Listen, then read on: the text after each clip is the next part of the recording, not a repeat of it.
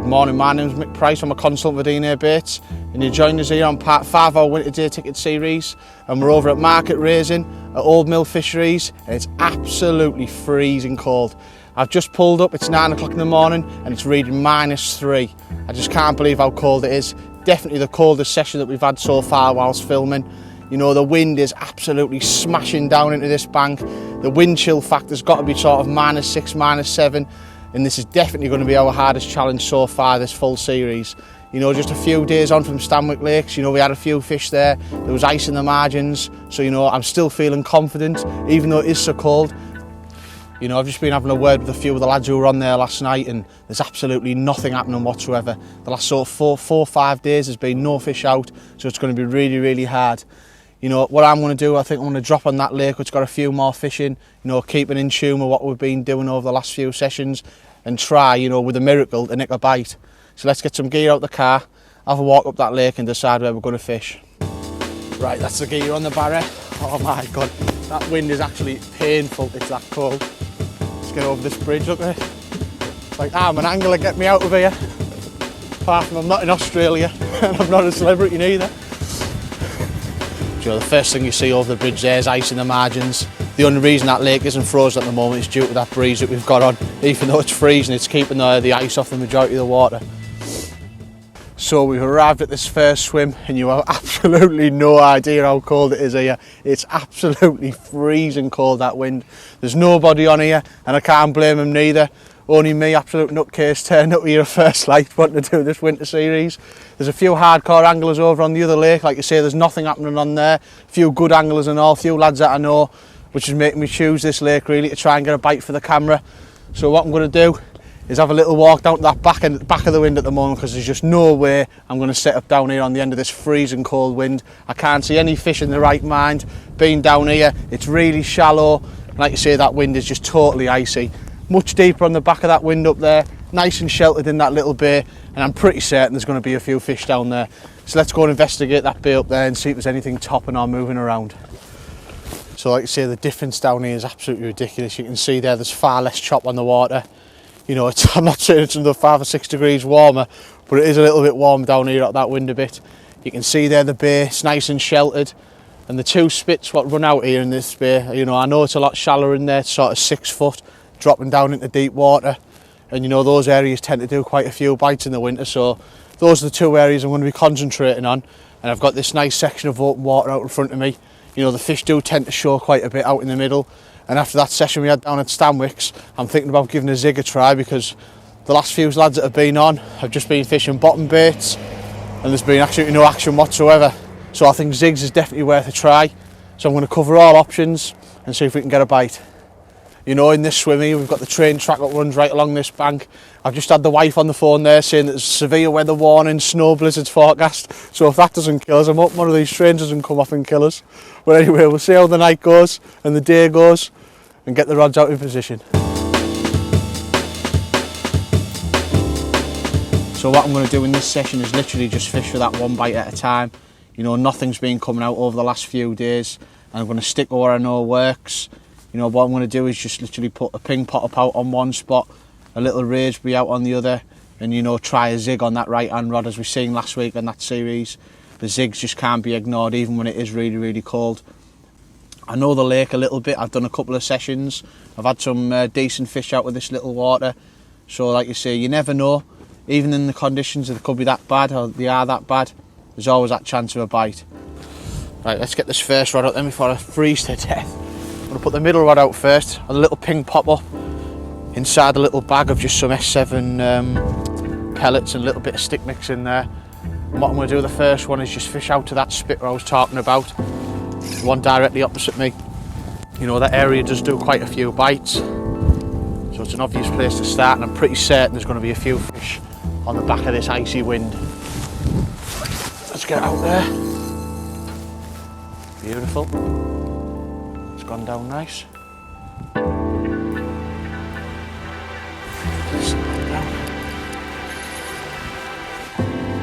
Right then, let's get this little trimmed down raspberry out this time. I'm going to target the other spit, the one to my left hand margin with this one.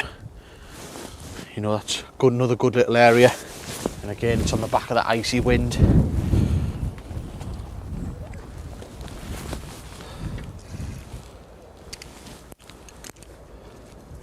So just in front of that spit, left hand rod. Little flick out. Lovely. Right then, let's get this out. Like I say, what I'm going to do with this right hand rod is try a little zig. You know, just maximise my chances. I've got 2 out on the bottom. Like I say, we've seen at Stanwick last week how deadly these can be, even in cold conditions. So it's definitely worth a try. You know, it's all out.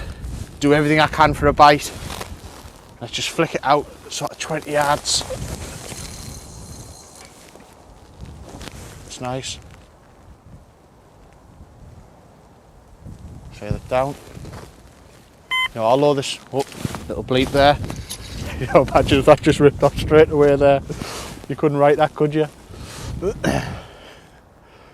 happened before though, you know, rod's just out there within half an hour or even 5 minutes sometimes. You know, like we watched on Raker the other week, just put that rod out and it ripped off. So if you're on them, you're on them. That's one good thing when you fish these little venues in the winter. You know, you're never too far from the fish, which is always the hardest thing this time of year, just finding location. So that takes that out of the equation. There's certainly going to be fish about. It's whether they're going to play a ball, but only time will tell. Let's get the last rod on. Only one thing left to do now. Let's get the kettle on.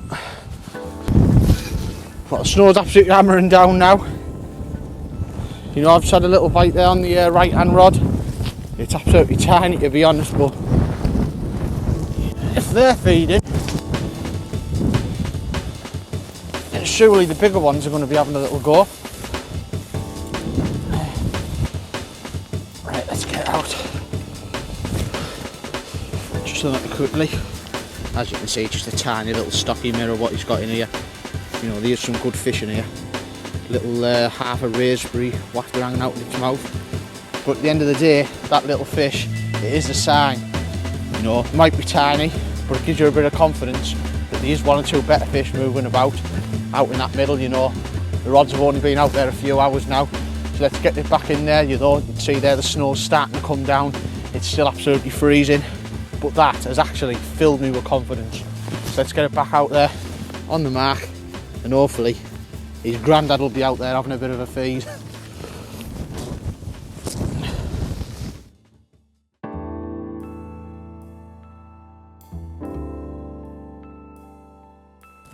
Well, can you believe it?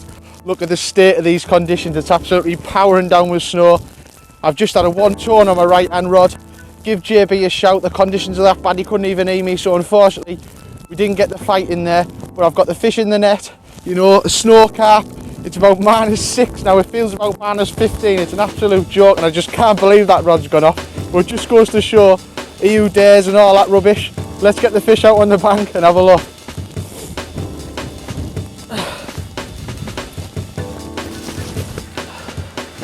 Absolutely freezing cold. The net is actually frozen while I'm taking the fish out the margins. Unreal. Oh. This one, come to that little chopped down raspberry wafter.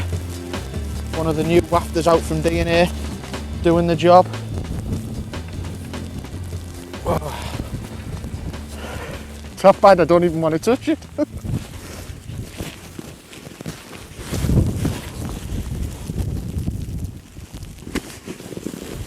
Well, this has been the aim of the whole show. You know, this snow carp, the whole series, to get out filming. And you know, when most people wouldn't dare come out in these conditions, to be honest, I don't think I'd be out here myself if it wasn't for the camera being down. But look at that. Snow absolutely piling down behind me. You know, what is it, probably 12, 13 pound, doesn't matter to be honest. Absolutely cracking, made up with that one. I just can't believe it, to be honest. In these conditions, just shows to show the carp will feed in any temperatures. Absolutely buzzing with that. Absolutely unbelievable. I know you probably can't see it as much at home, or you probably can with the snow, but this is what it's all been about. Absolutely fantastic. Hardest challenge so far. You know, I thought I was going to blank, to be honest, but this just goes to make, this just makes it all worthwhile. Absolutely brilliant.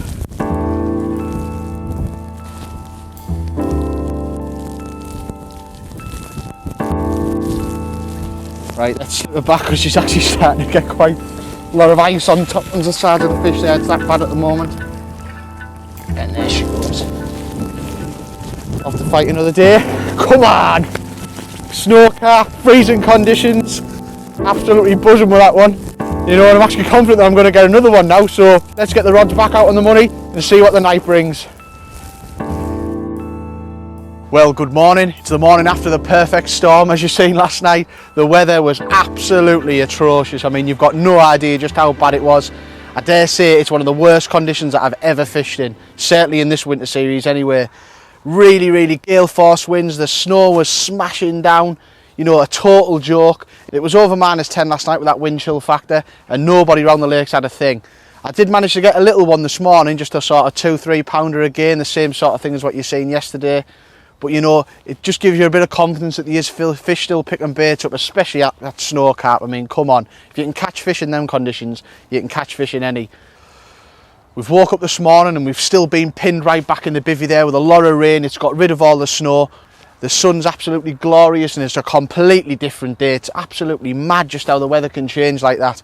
You know, what I'm going to do this morning, I'm going to have a little bit of a tactical change.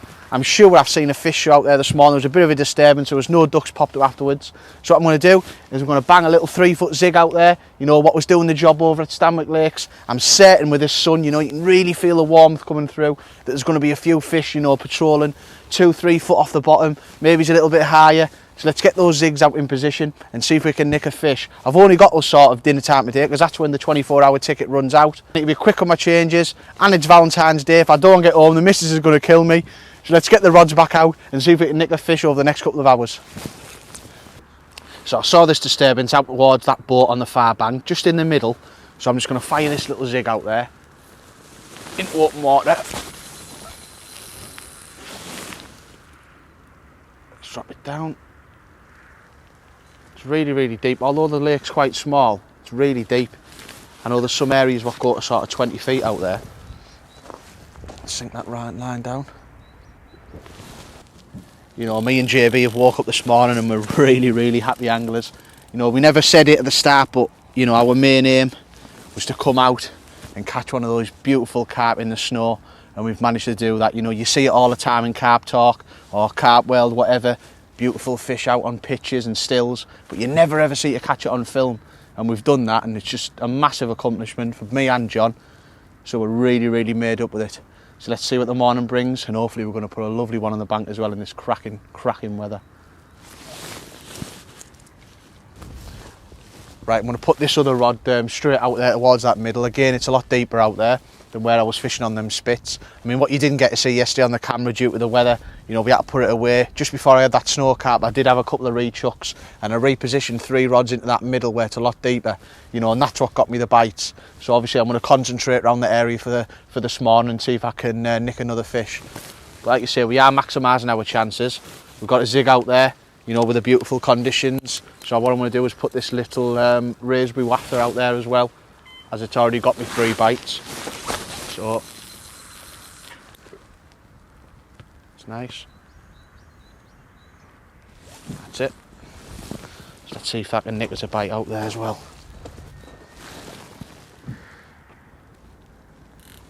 You know, that temperature now, we just had a quick look. I went out the car there to fill my water bottle up at the hut, and it's only 2 degrees in the car, but it feels like 20 degrees. It's so much warmer. Really, really is. Definitely the worst conditions I've fished in for a long time.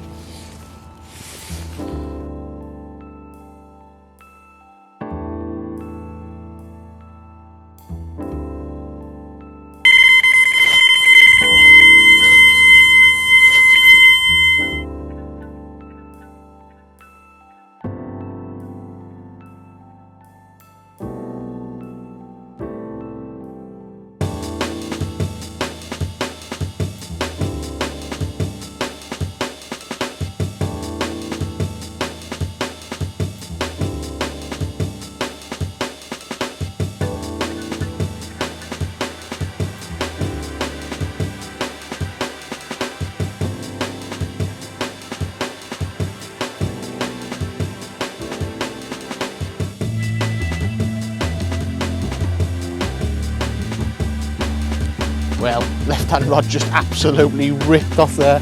You know, whilst we had the underwater cameras down, doing a bit of bag stuff in the edge, that little tactical change, you know, that little 3-foot zig we just put out there on that raised, we trimmed down candy stick doing the job. And this time it looks like a lovely little common, mid-double common cracker. She comes into the net. Yes, get in there. That's another one in the bag. One of each now, mirroring the snow. And the common looks about 14, 15 pound. Absolutely buzzing. Well, here it is. Absolutely unbelievable. Definitely the hardest filming session we've had so far. The weather has been absolutely atrocious. You know, it's a beautiful morning now, still icy cold, but the fish are still biting. Let's get them unhooked. Let's pick this up. Here she is. Oh. Well, look at that. Little bar of gold. Still snow on the ground after that rain melted most of it last night, but I just couldn't be any happier. You know, to be honest, I thought I was going to blank in this session. I was really up against it, but mid-double common and a cracking snow carp, it just doesn't get any better than this time of year. And you know, it's just made my full winter series. This has absolutely made up. Let's slip her back. Off you go, baby.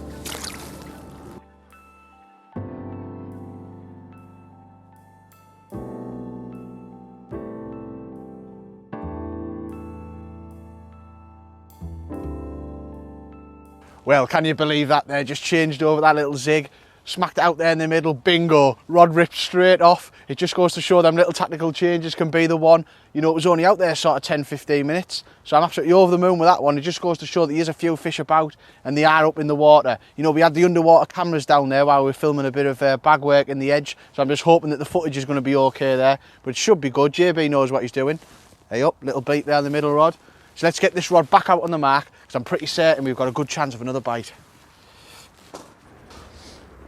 Yeah, we just found out as well that we thought this was going to be the last session, but the one is on a southern venue, so they're going to get us down south somewhere. You know, hopefully the weather will be a lot better. It needs to be a lot better anyway to try and put a smile on John's face, because, you know, the poor old fella's getting a little bit cold up here north, so we're going down south, but it'll be nice to end it on a real high. Look at these clouds moving in now behind that tree. Here we go again. It looks like it's going to tank it down. Hopefully it's going to hold off. Come on the rods, clock's ticking. Out to go. Gagging for another bite. You know, there's some cracking fish in here. I wouldn't mind going on one of those 20s. We'll go from £1 pound fish all the way up to 20 odd pound fish with a bit of luck. So let's see what happens. Right then, it's absolutely freezing again now. The wind's picking up. You can see there I've got my hoods up again. It's threatening to rain. It's black again behind us. I just can't take it in. It's absolutely mad how this weather's changed throughout this session. Anyway, the questions have just been texted through there from Steve and Jace back at the factory. All right, and I'm going to do a question. John's going to do a question, and what we're going to do is we're going to do a joint question like we did on the last trip out. The first question, which is for me, was from Charlie Abbey. Mick, how much spodding do you do on a 24-hour session? I'm stuck and undecided to start spodding or not due to the fact that I might scare the fish on such short sessions. Well, Charlie, it's quite an hard one, really. It just depends, mate. It depends on the time of year, the lake you're fishing. You know, if you'd have texted me through the lake that you were actually on, then I could have answered it a little bit better. But what I would say is, you know, if you're somewhere where there's a lot of fishing, you know, and it's springtime, then it wouldn't worry me whatsoever to start off and put a big bed of bait down, you know, get the spot in there, get a nice area of food and let the fish turn up. Like you say, if you've only got sort of short sessions, you've only got 24-hour sessions, you've got to be really careful, you know, you don't want to overdo it. If you've only got a low stock of fish in there, you've got to be careful, you know, you don't want to be overdoing it. But what I would say is, like you say, if you're fishing a sort of lake where there's a lot of fish in there, don't be scared, you know. I'd normally start off with sort of, you know, 12 to 15 spods if I'm doing a 24-hour session. That'd be on each rod, and if there was a big amount of fish in there. I tend to fish with just boilie a lot of the time, you know. I don't mess about with particles and pellets and stuff. But you've seen here that we are on a winter session, and I haven't been doing it here. If it was in the spring, definitely put the bait in. If it's in the winter, you know, you need to be careful and think about what you're doing. So great question, Charlie, and thanks for that one. Let's get JB in. Hi guys, well, just before I start and answer my question, which is from Daniel Vass, what's your opinion on dumping leads? Well mate, this has been the most punishing, challenging session I've ever been on in my life. Unbelievable. You can't take it in at home, can you? At least you're out now. Oh my God. I mean, somebody's put on my Facebook, you need better equipment. Yeah. Obviously you're not using the right gear because you'd be warm. Yeah. It was like -30 last night. I could have wrung the bloke's neck when I saw that. I have never seen anything like it. Yeah. All of my fishing life. It's definitely one of the coldest sessions I've been on this. It's a joke. I mean, you can see now, I'm just in my hoodie, and we've just had a look, and it's gone down to -1 again. And I'm in a hoodie, I'm thinking, oh, this is nice. Yeah. So it just goes to show how cold it really has been. But anyway, let's pull the question up from Daniel Vass. I'm sure you're happy with that one, Mick, aren't you, about dumping leads? Yeah, loving it. But anyway, what's your opinion on dumping the lead? As we all know, big names do it a lot, but after time, would this not have a significant effect on the lake bed? Well, you know, the first thing I would say to that, Daniel, great question. You know, at the end of the day, we have a moral responsibility to fish safety long term. Yeah, of course, a lot of the leads are coated. You know, it's got a 10-year lifespan. We're at that 10-year lifespan now. We really don't know if it's going to have any sort of environmental impact on there. But if you put that to one side and think, well, you know, there's lots of metals, iron in water anyway, never make any difference. There's lots of lads going out there, they've got families, they've got kids. Yeah. Dumping your lead, dump your leads, because, you know, the more we show you in a magazine feature to dump your lead, you know, or on a film, the more that they'll sell. I believe that's the truth. I think it's a liberty. I really do.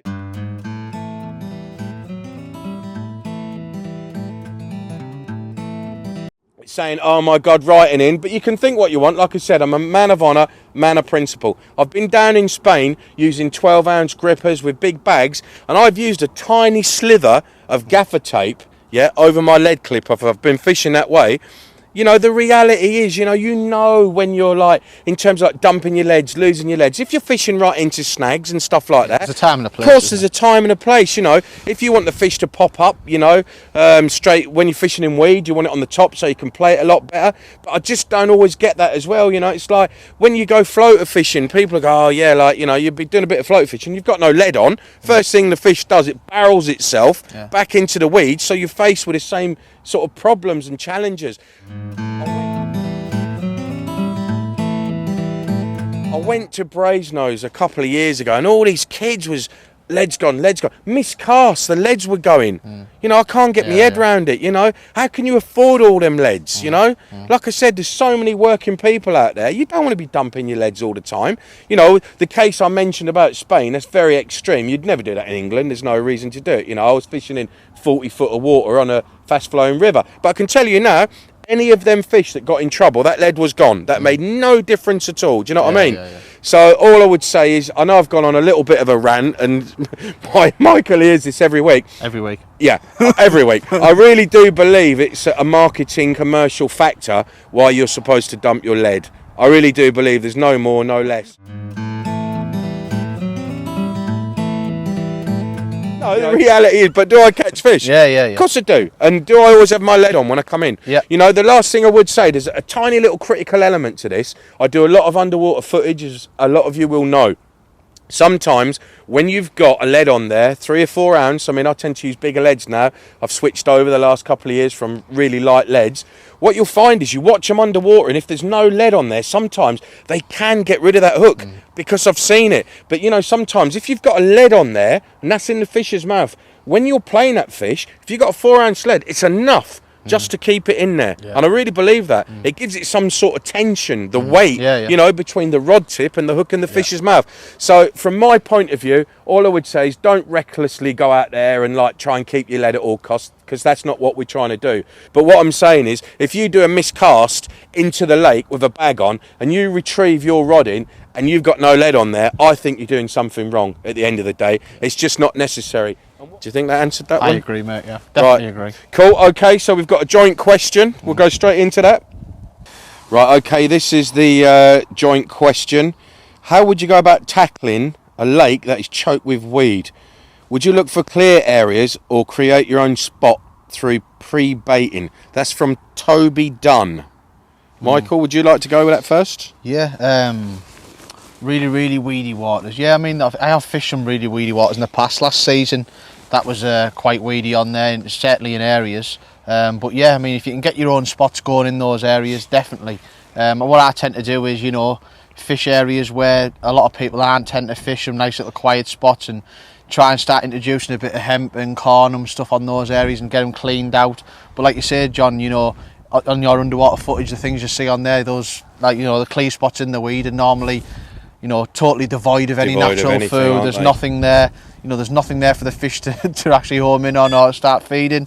That'd be nice, wouldn't it? Would be good. Yeah, one for the road. But yeah, I mean, if you're worrying about presenting a bait in there, then definitely get a bit of particle on those spots and try and clean them out. Yeah. Like you say, it's not a coincidence that you see people come down and chuck into the weed, and that's right. You know, someone who's a little bit inexperienced and straight into the weed and they bag one, don't they? Yeah. So if you can come with a good rig to present over the top, like a longer chod or solid bags into the weed, you'll definitely get more bites. You know, start feeling a bit more confident about putting your rigs in weed. You see people looking for those, clean, hard areas all the time, but a lot of the time, John, it's just not the spots that you want to be fishing. No, I mean, that's it. Like Mick said with the underwater thing, again, it goes back to that third rule. You know, a third of the fish you always catch, a third every now and again, and a third that you never see on the bank. I believe, on the clear spots, they're just them hungry fish that will take, obviously take singles, take a bit of bait or whatever. I think you start chucking into the weed. I mean, you know me, when I'm fishing a lake, if I'm on a hard spot, devastated. I want to find the weed and present something in the weed, whether that's with a solid bag or, like you said, with a chod or whatever. I mean, one thing I will say that's quite interesting, me and Wiley was fishing a water down in Suffolk a few years ago. It was choked with weed. And what we decided to do, I mean, you could do this with a bait boat, or we did it with a real boat.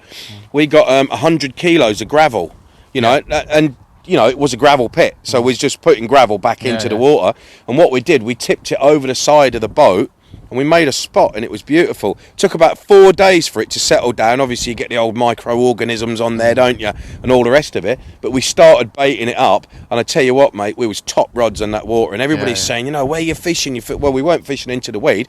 We was fishing on a clear spot that we created ourselves with bags of gravel, which really I thought was quite good angling at the time. But then we got found out afterwards, and we got banned from the lake. But that's just what. But you give yourself an edge, don't you? We send bait, send a bait boat out with some gravel in there. So what? But I mean, great question, but all I would say is never be afraid to chuck into the weed. You have to know what sort of weed it is as well, though, don't you? There's some that's so thick and choked, if you got a bite, you'd never get it out of there, would you? If you can present a bait in that weed, you'll 100% get more fish. You'll like get bites. I'm the same. If you cast out, the last lake I was on, if it was a hard drop, you just weren't going to get a bite on those spots. You needed to be fishing in those really soft, silty, weedy areas, like the silkweed areas. Otherwise, you just weren't going to catch nothing. Simple I remember Basie saying to me years ago, he said, "What's a clear spot?" He said, "It's a spot that's devoid of everything." The reality is all the natural lives in the weed. That's it. And all you've got to do, people, just a little another element to this. People say, how do you switch them on to baits, boilies and stuff? Well, obviously, if you're fishing in the weeds, you've got all the natural in there. Bit of maggot, little bit of hemp, bit of corn, and a bit of boilie. So many waters in the past sort of 30 years that I've been angling, for carp. I've managed to do that. Go on, Rod, get in there. Oh yes, absolutely. Hey, this is mad, isn't it? Absolutely mad. No, they have had a bit of a change of wind though. We're saying it's threatening to rain and that, but it did look good for a bite.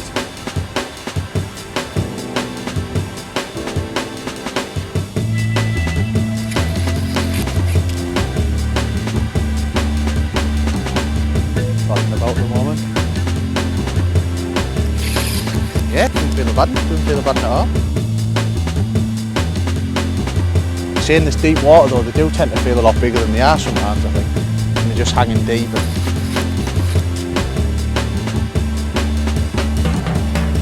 Just goes to show, like you say, the power of them zigs when it's freezing cold.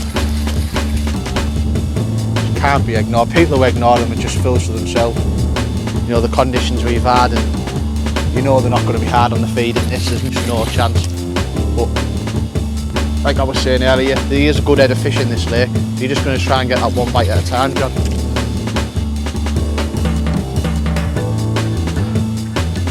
Little common again. Getting ready for the net. Straight down here.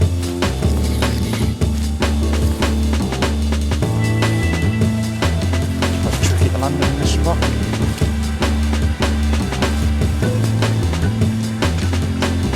And she's there. cracking in there, right on the deck. You know, we were hoping to end on a fish, and we have. So let's get it out and have a look.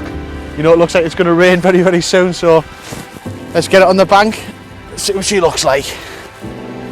There's that little size 12 hook there buried in the bottom lip. You know, they are small, but they're really, really sharp. And once they're in there, they just don't come out. You know, this isn't a massive fish, but I've had fish up to 40 pound fishing with these little size 12 hooks. Absolutely mint for zigs. Ideal. Well, here he is, cracking little common there on the right hand rod and the zig. Can you believe that? While we were answering those questions, it just rips off. You know, we had about 20 minutes left of the session, that was it. So really, really made up. We were hoping to end on a fish, and that's what we've done. As you can see behind us, the weather's really, really starting to move in. It's getting cold, it looks like it's going to rain. So we're going to end the session here at Mark and Raisin at Old Mill. You know, I don't know where we're going to be on the next one, the last challenge. It's going to be somewhere down south. We're unsure of the venue, we're still waiting for it to be picked. But it's certainly going to be pressure on. You know, a northern lad going down south, I'm going to have to put a fish on the bank. So until then, we'll see you next time.